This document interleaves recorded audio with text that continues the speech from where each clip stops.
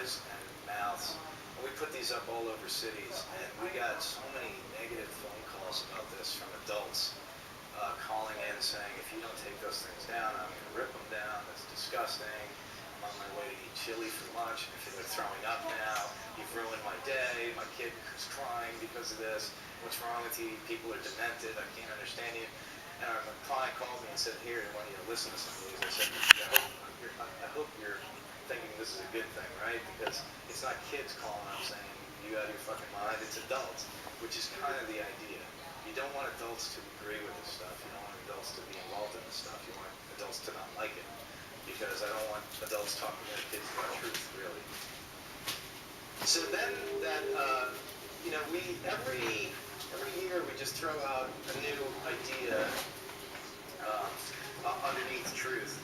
And this one was, we kind of wanted to see if we could get, this is what it fucks up. I don't know if you guys remember this or not, if you've seen it. Derek was I don't know if Derek went here. He was a documentary filmmaker that we found. He was a young kid. Maybe, I don't know if he went to SVA. And we asked him if he would want to go and do interviews and do mini documentaries for us. And the whole idea behind What the Fuck's Up was, for us, let's see if we can get this to run on a network. Let's see if we can get it on TV. We can change the words. It's WUDA FXUP. Let's see if we can get it. And then it's funny because the stations didn't figure it out for a little while. And then they finally called us back and said, you have to take the audio, because we were like, what the fuck's up? They're like, it took them weeks to figure it out. They're like, you gotta take that off. You can still put the graphic up, but you can't say it. It's like, okay, well, what's the difference? It's like, well, there's a big difference. You can't say it. I'm like, all right, let's say it. So this idea, this campaign underneath truth was, why does the tobacco industry get away with things that, we know how it kills people, we know what it does, but I'll give you an example. There were traces of arsenic found on 2 Chilean grapes in New York City. It's kind of like the fruit fly that they find in LA, like who's actually looking for it, and how do they find it, things microscopic. They found some arsenic on Chilean grapes. All Chilean grapes in America were packed up and sent back to Chile by the government. The government said, 2 grapes have arsenic on it, all Chilean grapes need to go back.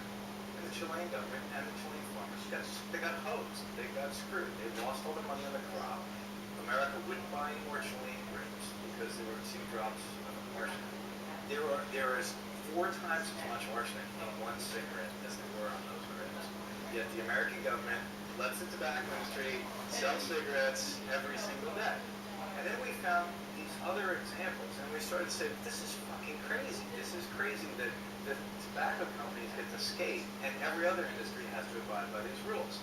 So if you can, there's 2 videos I'll show, if you can switch over, on Derek and What the Fuck's Up. Hey, oh yeah, I was wondering if you sell any bullets that are like 38 lights. There's really no such thing as that. They kind of look like they might be lights. No, they won't be lights. Sorry. Do these come in ultralights or like low lead or? No. No. So when I fire it, No. You want a bullet yeah, that's just going to hit somebody, yeah. and it's not going to do any damage. You know what I mean? Like a light bullet. Yeah, no, it's not. No real light bullet. It's weird because I read it on this other package. It was a cigarette package. But I was just wondering, did you know that big tobacco labels their cigarettes with things like ultralight, light, low tar, even though they can be as deadly and addictive as regular cigarettes? The same way you're not going to find safe, healthy cigarettes, you're not going to find safe, healthy bullets either. Labeling deadly cigarettes as light and ultralight? This one is about the Muppet movie. It's a Muppet movie accepting money from the tobacco industry to show this big stuff. As long ago as 1969, a tobacco company executive agreed to avoid advertising directed to young people. Yet 10 years later, they supplied their products to be featured in the Muppet movie. Let's see who this guy really appeals to, shall we? quick question. Do you find me cute? Entertaining? Quick question. Super fast. Would you watch a Hollywood movie if I was in it? How about this? Do you find me cute? Gotta leave the car. This is going private.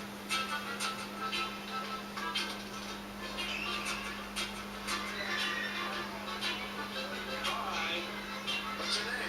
Oh, hi. Hey, how are you? Hi. You guys like me? Yes? Yay. Well, it looks like this kind of thing appeals to kids more than adults. So if you can stop that. So, you can see how they just skate on a ton of different things. It's just causing to say, what's wrong with this? What the fuck's up? Oh yeah, they paid the Muppet movie $500,000 that was the biggest movie. They paid Sylvester Stallone $500,000. They pay a lot of celebrities to spoke their movies. This is just some of the design we do and some of the web. We wanted to make Derek a star because he was so charismatic, and we wanted to see if we could launch his career.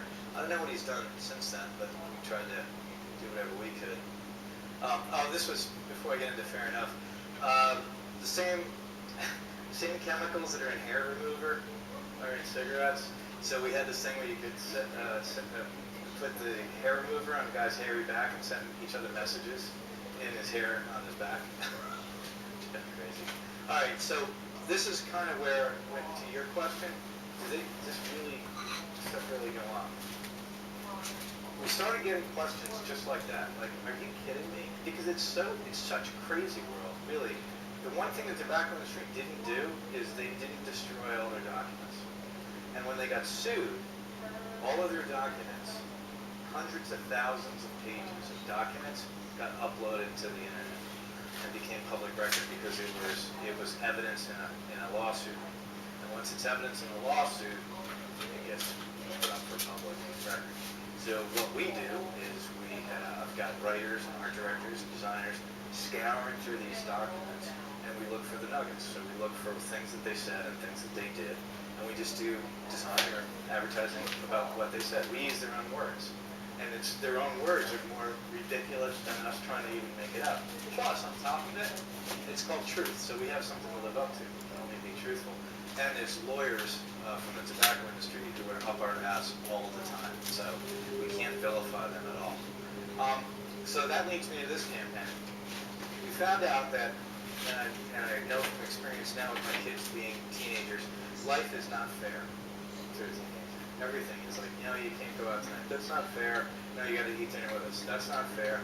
Nothing's fair. So what we thought was, okay, if teenagers really don't think life is fair, we should really make a TV show Fair Enough. What we did was we took all these tobacco documents, and on the website, and you'll see, we made TV episodes that are completely, we don't add a single word to them.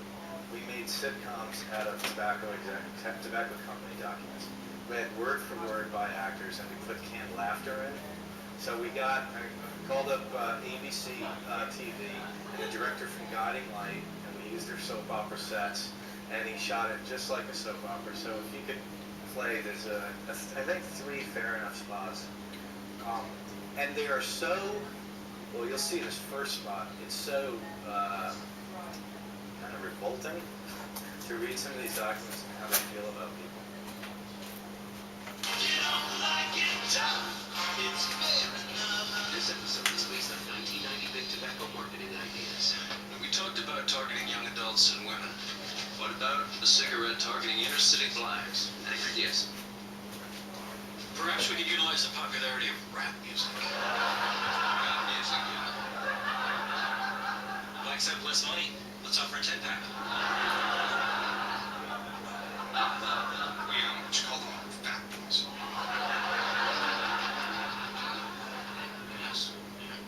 How about this?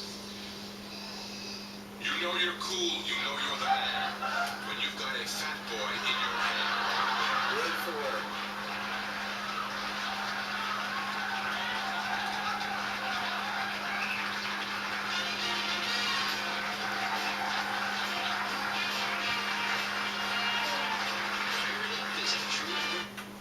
like this campaign.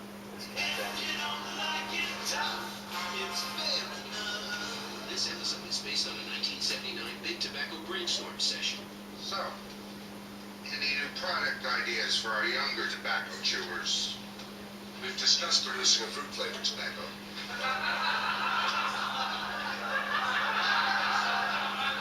Perhaps we can compare data with Lifesavers candy. Would it be possible to include bubblegum in that? We could surround the tobacco itself with a sugar coating. Sugar coating, like a Tobacco gumbo. These are all good ideas. They're like, let's make tobacco gone. I think we did about 15 or 20 of these episodes. I think there's one more on here called Twinkies. Oh yeah, they were. This episode is based on a 1997 Big Tobacco deposition. Your company told Congress that cigarette smoking was no more addictive than Twinkies. If a pack-a-day smoker puffs 5 puffs per cigarette, I've calculated that to be 1,092,000 puffs of cigarette smoke over 30 years. I'll accept your calculation. Do you know anybody who has eaten 1,092,000 Twinkies? Object to the form of the question. It's an unfair comparison. Puff, if anything, might equate to a bite, not a whole Twinkie. This is pretty silly in any event. And I'm not sure how many bites there are in a Twinkie. But we can investigate it much. We might do that. So you read these documents, and you're like, you gotta be kidding. This is insanity that these people sit around talking about this, comparing it to Twinkies. The other thing was, through design, was this was something we asked ourselves a question. It's like, okay, well, we can get people to engage by looking at our posters and all these things, but what if we started to design things that were that people were able to do their own little rebellion? So what we started to do was in skate magazines and in snowboard magazines and some teen magazines, we got our print production people to get us to have a cardboard insert in a magazine spreader.